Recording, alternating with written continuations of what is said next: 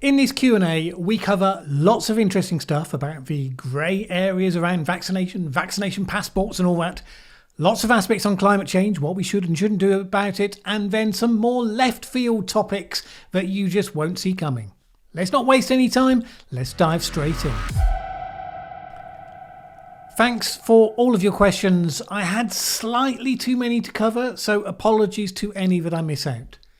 First question, is there any data with respect to the immunity unvaccinated persons who have recovered from a COVID-19 infection have compared to persons that have been fully vaccinated? There have been a few studies, bearing in mind that we'll know more over time as we can see how lasting immunities are. The good news is that even people that have had mild infections have a good degree of protection for at least a year and possibly a lot longer. This study, for instance, shows that long-lived bone marrow plasma cells, a source of protective antibodies, are generated after an infection. This reinforced an earlier study from January that showed that more than 95% of people that had recovered from COVID-19 had durable memories of the virus 8 months after infection.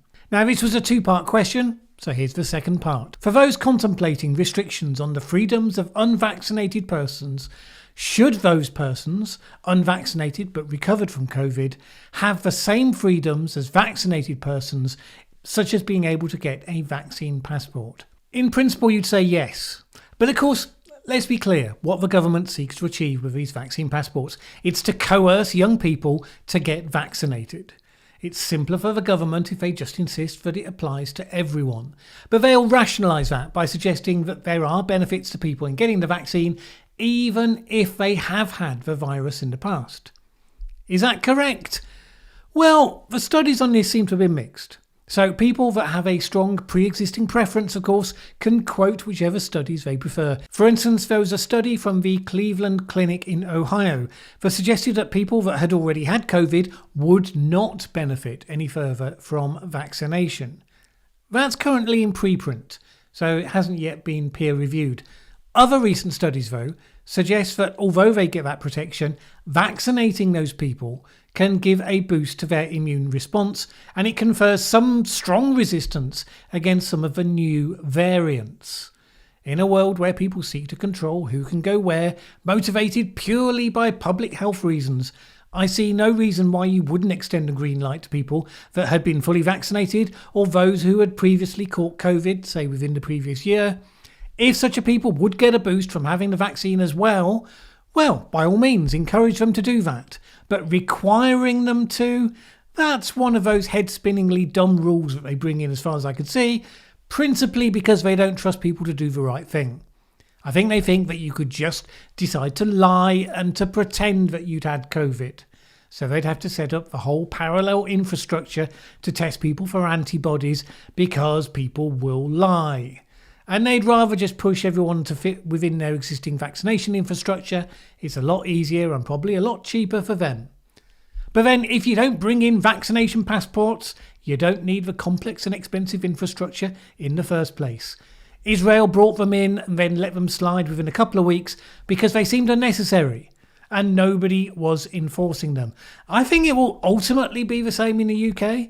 They'll push for it long enough to get a higher percentage of young people coming forward to get jabbed, and then like a cat playing with a ball of string, they will lose interest. I mean, the danger remains. One step can lead to another, and you know that it can end up going to a different place. So for that reason, I still think it should be resisted. All remains to be seen. All right, next question. Should we vaccinate children? How compares the risk of the virus to the risk of the vaccine for this age group? It's not quite as straightforward as people sometimes suggest. For one thing, a bunch of people get very sentimental and moralistic about children, saying things like, how could you imagine injecting children with these novel drugs? Me, I'm not remotely sentimental. It is a straight benefit-risk calculation. The thing is that almost everybody has an inflated risk impression on one side or the other of this. The constant mainstream news focusing on cases and deaths has most people completely overestimating the amount of risk to children from COVID, which is vanishingly small. And the ones worried about vaccines have the incredibly rare cases of harm from vaccines. amplified in the information sources that they get. So they, in turn, have a massively inflated view of the risks from the vaccines. As things stand right now, I don't think it makes a huge amount of sense to vaccinate children. They're incredibly low risk, and there are many people in high risk categories across the world who need those vaccines a lot more. That said, there is a joker in the pack, which is that you need to monitor where COVID is adapting to hit younger people more. We've seen in some countries that younger adults who were previously largely ineffective had started to end up seriously ill. Not in huge numbers, they're still much less at risk, but a lot more than we used to see. So we could see new variants that adapt to hit the young, particularly when all the other avenues have been closed to them. Ideally, you're watching very closely. Should that even just start to emerge, then you can move pretty quickly. I've heard an argument several times for mandatory vaccination based on protecting individuals who are unable to be vaccinated, assumed due to being allergic or other medical issues. I'd consider this number to be very, very low, though likely to be in high-risk group, but stand to be corrected. Is there any data on the percentage of the UK population who simply cannot be vaccinated against C19 for purely medical reasons? I think there's two categories. People who can't be vaccinated, yes, but also some that have been vaccinated, but because they have certain specific problems, such as blood cancer, it's known that the vaccine is significantly reduced in its effectiveness. People with allergies serious enough they need to carry adrenaline pens with them, they have been advised not to take the vaccine. At least I think, at least to consult carefully with your doctor before doing so, which is what you should always do, of course. About 250,000 people are living with blood cancer in the UK, so that's a small minority in percentage terms, but quite a lot of people in real terms. The question really is whether the answer to a vulnerable minority is to force a much larger group to have medication that they would otherwise choose not to have. We generally have a principle that all medication should be voluntary. Do you help problem to avoid the problem in the world that could kill them? Or do you go to a huge effort to change the world to make it safe, even though there's no guarantee you can even achieve that? But in trying to do so, you impinge on a lot of other people. It is a genuinely difficult dilemma. I feel for the people in that position of vulnerability. Indeed, I have a good friend in that group. He is worried about the post-lockdown world. I'm not sure he thinks that 20-year-olds should be forcibly vaccinated on his behalf. Given that the government has shifted the goalpost continuously on their COVID response for the past 16 months, my assumption is that the vaccine passport will be the first use case. I can imagine several other use cases that cover medical records, actual passports, criminal records, credit score, Bitcoin holdings, tax status being added in quick succession. Before we shout freedom, what dispassionately are the benefits for society to have such a passport? I like that, very much in the spirit of this channel. Step back, steel man the case for the vaccine passport. But I think most of those uses would be ruled out though. I mean, medical and criminal records, I think those are too sensitive for digital holding on such an insecure platform as a mobile. I think if it comes, it would come in as forms of identification confirming your status in some way. Maybe actual passports. We do currently get boarding passes that you can have on your phone, but the number of people who want fake passports, the difficulty of creating a digital version that's not easily crackable, that's going to be a disincentive. I'm struggling to see uses that go beyond providing information to officials on demand that are feasible. The thing to remember as well is that the UK has an information commissioner who's already served notice on the government. She's watching very carefully what happens on such initiatives, both with the track and trace programme and the vaccine passport proposed. It may well be, like the original track and trace app, the government has numerous ideas of what they'd like to do, but like Apple and Google in that instance, and maybe the Information Commissioner in the latter instance, they are told, will be told, that it's a privacy breach too far. Ultimately, all the benefits of a digital ID only really deliver if you create a society where accessing services depends on it. What's going on between Dr. Fauci and Rand Paul? I know they were seen behind the bike sheds together. My understanding is they're just good friends. All right, they're not really good friends at all. For those that don't know, this question is inspired by the extremely sparky exchanges between Senator Rand Paul and Dr. Fauci over whether or not the US NIH funded the Wuhan lab to carry out gain-of-function research that could conceivably have resulted in SARS-CoV-2. The direct lineage to that outcome is less likely than simply the suggestion that the NIH funded gain-of-function research that was supposed to have been banned at the time.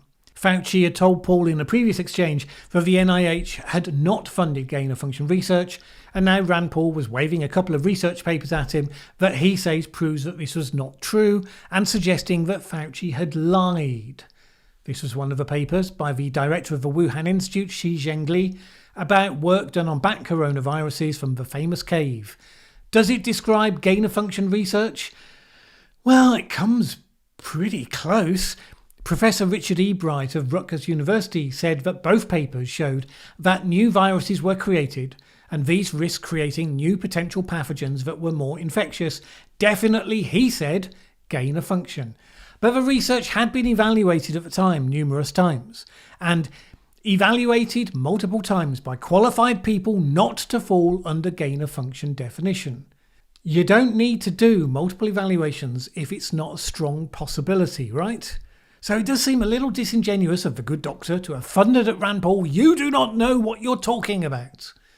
Senators are certainly capable of showing extreme ignorance when dealing with scientific questions. I mean, some of the questions that were asked of the tech giant chief executives kind of made my jaw hit the ground. This doesn't seem to be entirely a situation like that, though. It seemed a tough but relevant question. If evaluations were done at the time of the research and they came to that conclusion, well, yes, technically the NIH did not fund gain-of-function research. Of course, technically, Bill Clinton did not have sex with Monica Lewinsky, so it's not inappropriate to be asking some pretty piercing questions, however annoying they must be. We've not heard the last of this, I expect.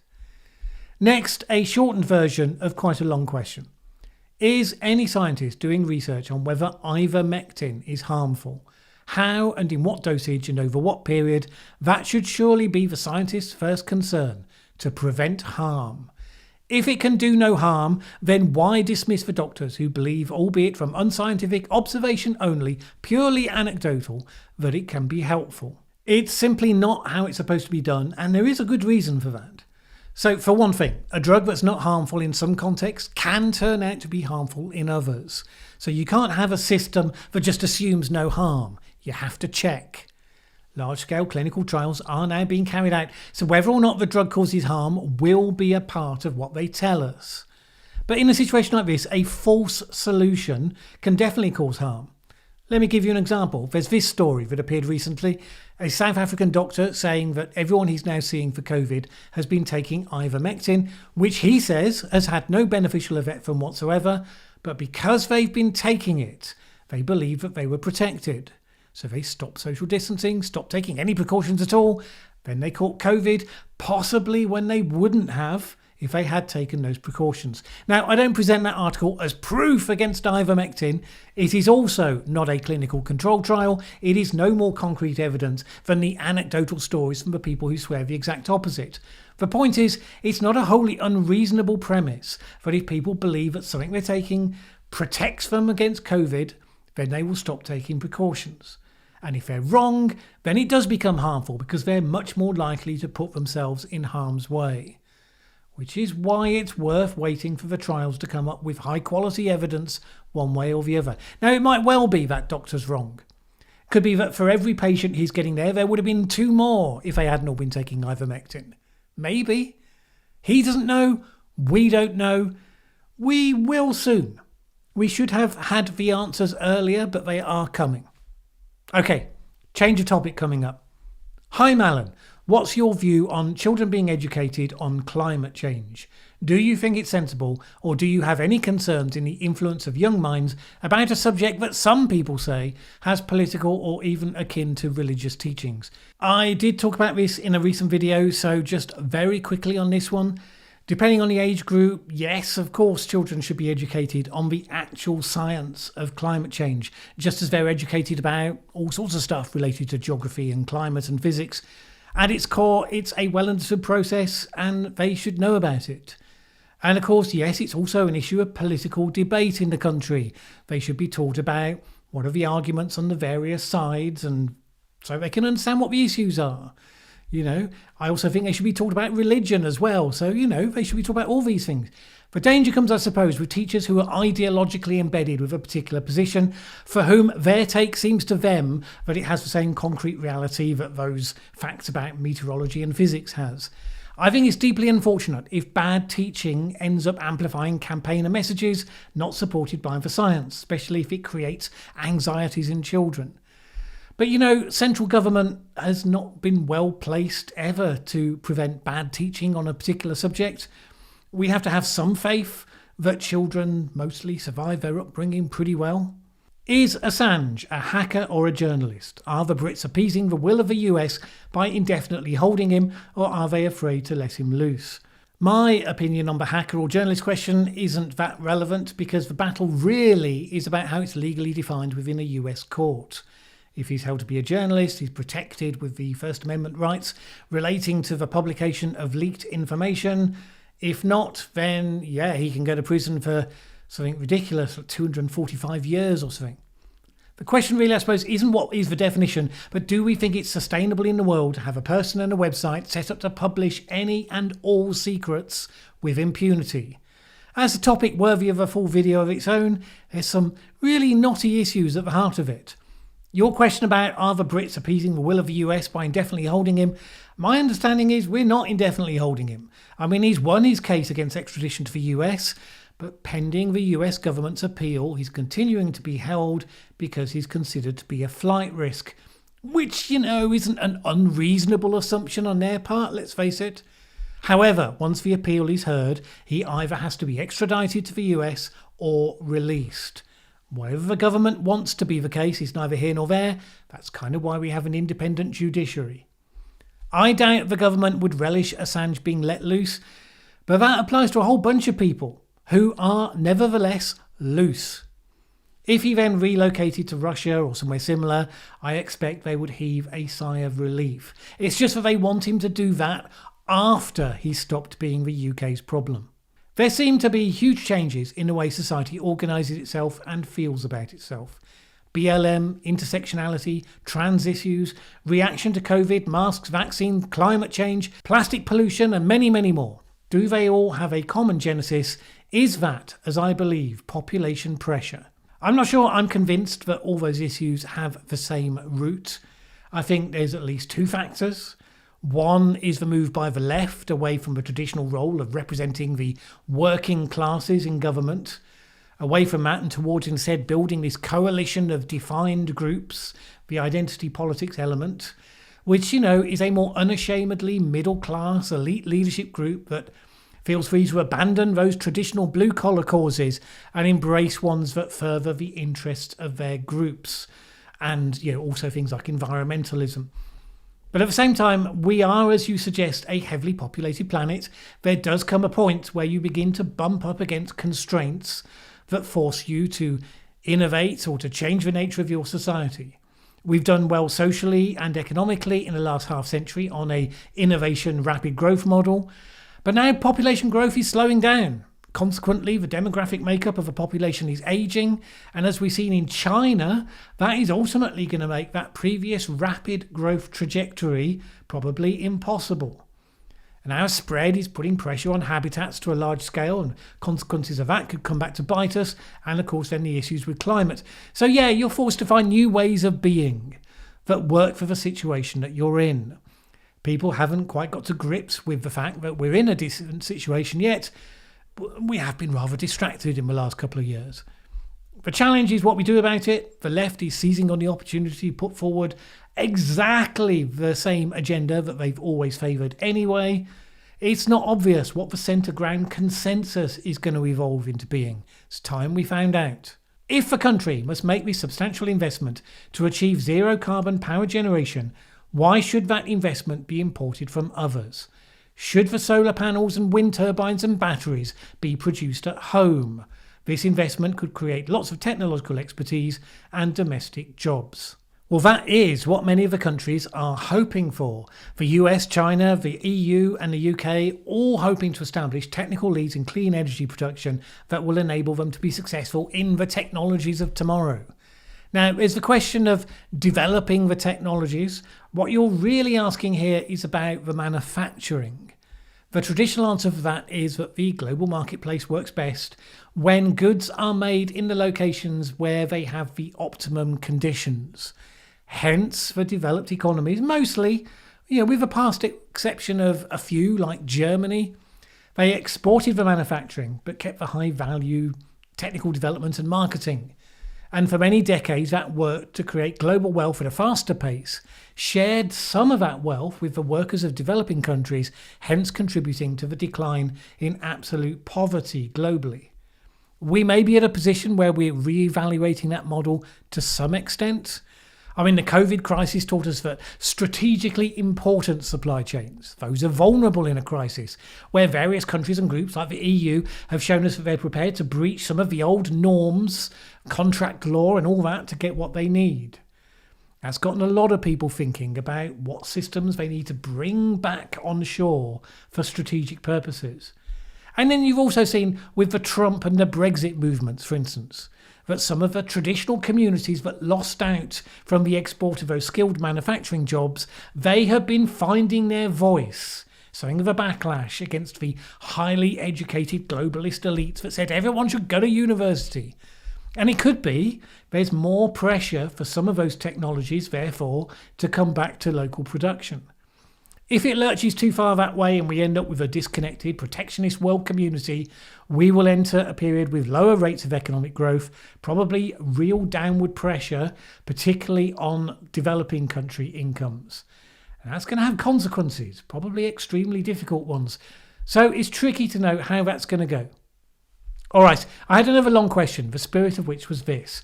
Do you think there can be runaway global warming from CO2, methane, etc.? For those not up with the jargon, runaway global warming is where, because of various feedbacks such as melting permafrost releasing methane, you get a rapid cycle of warming leading to more feedbacks and then more warming, and whatever you do, there's this chain reaction of spiralling consequences. Very quick answer, the majority of mainstream climate scientists that I've read on this generally have poured cold water on the idea that it's at all likely that there would be actual runaway global warming. When I've done research on topics relating to tipping points and the like, I've seen nothing to seriously challenge that contention. The campaigners who talk about it as the vehicle of future doom and destruction, they're usually clinging to some extreme outlier voices in so doing. Now, all of this could change with new information. As I understand it, that's how it stands at the moment. The China crackdown on the super rich. For many reasons, but one is the growing inequality issue. Is this potentially a natural experiment for the Great Reset? So for those of you who haven't seen, China has been generally cracking down on its homegrown billionaires, the likes of Jack Ma. And I think it's just basic power politics. Super rich business leaders are a rival power base. The Chinese Communist Party is deeply intolerant of such power bases, particularly ones that could become popular in the public imagination. They've witnessed how opponents to Putin have come several times from the ranks of the oligarchs, people like Mikhail Khodorkovsky, and they have no intention of letting that happen to them. Jack Ma was starting to hog the spotlight, promote a cult of personality similar to the Elon Musks and so on in the West. He hadn't specifically broken any rules, but they just took him to one side and made it clear that wasn't something that was going to work for him in China. I'm not sure I get your reference to the Great Reset, as I've discussed here before, the conspiracy theory stuff about the Great Reset with Klaus Schwab directing a world takeover. It's not grounded in evidence. To be honest, the Great Reset, even in the form in which it was genuinely intended, it's pretty much dead. The argument was that there were some things that needed fixing in how the global economy worked, and that the interruption to business as usual from COVID meant that more creative things could be done to introduce a new normal. Yeah, that didn't happen. You don't want to mistake a lot of old waffling and wishful thinking for action. They were, after all, saying exactly the same thing after the 2008 financial crisis. Tony Blair and Nicolas Sarkozy got together and dreamed big dreams. Then the moment passed, nobody had actually done very much because it's actually a lot harder to do this stuff than they like to think. And that's all that's happening here. Now, things are changing. As I said, the state of the world, the geopolitics, the demographics, they are going to force change on us, whether we intend it or not. But Klaus Schwab? Nah, not so much. Not unless he comes up with some significantly better ideas than he has done to date. Let's put it that way. Could you do a detailed video on untampered historical temperature data compared to the adjusted historical data? Why? How? I did a video some time ago looking at how temperature readings are adjusted and the reasons why. I'm a bit wary of your phrasing here, tampered historical temperature data, because tampered is a loaded word. It implies nefarious intent, sort of implication that Tony Heller drops into his videos all the time. He shows evidence that alterations are made to graphs. No one was disputing that. They're explained in detail in peer-reviewed journals. Most of the intelligent skeptics like Judith Curry and many others have looked at the detail of those and they accept that they're broadly justified. But Heller will just constantly drop the innuendo in that it's tampering to get a required result. He doesn't provide evidence of intent. He just states it as a fact over and over and over until it sticks. Now, the video I did before covers the main reasons why you have to make some of the adjustments. I think it's still pretty much up to date. If you look at it and feel that there are still questions outstanding, do let me know. Okay, I mentioned my garden needing weeding in Friday's video. That obviously got some of you thinking domestic type setting questions. Should all gardens be put over to growing wildflowers so that pollinators have a larger food source and we don't have to cut lawns anymore? If we're giving prizes for wildlife gardens, especially if achieved through the magical process of benign neglect, I'm in with a shot. Otherwise, not so much. There's a lot to be said for having at least a wild area in the garden with various things that can provide habitats and the like. Most modern gardens that come with new build houses tend to be postage stamp size though. I'm not sure that many people have got that many options in relation to that. Luckily, my house was built well before World War II when they felt people needed proper gardens. We could dig for victory. Just that I need to actually get out there and dig. Hi Mallen, do you still have a cat? I'm sure I saw a white one in your garden in an old video. As a cat lover myself, I'm concerned with this trend towards environmentalists claiming that since cats destroy wildlife, they should be kept indoors. Do you think this idea would ever be taken seriously? I had 2 white cats, one stage removed Persian Angoras. Both of them lived a happy, long life in the countryside, being incredibly cute on demand. Otherwise, going out and, killing stuff. They went to the full extent of their usual lifespan. Now, I hated it when they got birds. At least now they're gone. I can have a bird feeder without feeling that I'm luring anything to their doom. Depending on the breed, it's stupid and cruel to suggest that you should keep them indoors. I mean, there are some breeds that are temperamentally suited to that, but they are a minority. If it's a problem, fitting them with a bell should be enough to warn all but the dopiest creatures of their approach. And if they fail to hear the bell, then on the principle of Darwin, they're probably not much destined for this world in any case. Over the last couple of years, it's the environmentalists that have largely been kept indoors, the cats have been allowed to roam, and the wildlife seems to have been doing just fine with that arrangement. Meanwhile, lots of voters have cats. I doubt any government is going to take them on. All right, that's all we've got time for. Thank you for all of your questions. Hopefully see you all on the news roundup for Friday. Thanks for watching this video. If you liked it, please share with anyone else you think would also enjoy it. Word of mouth is really important to us. And if you've not subscribed yet, what are you waiting for? As the saying goes, that subscribe button won't smash itself.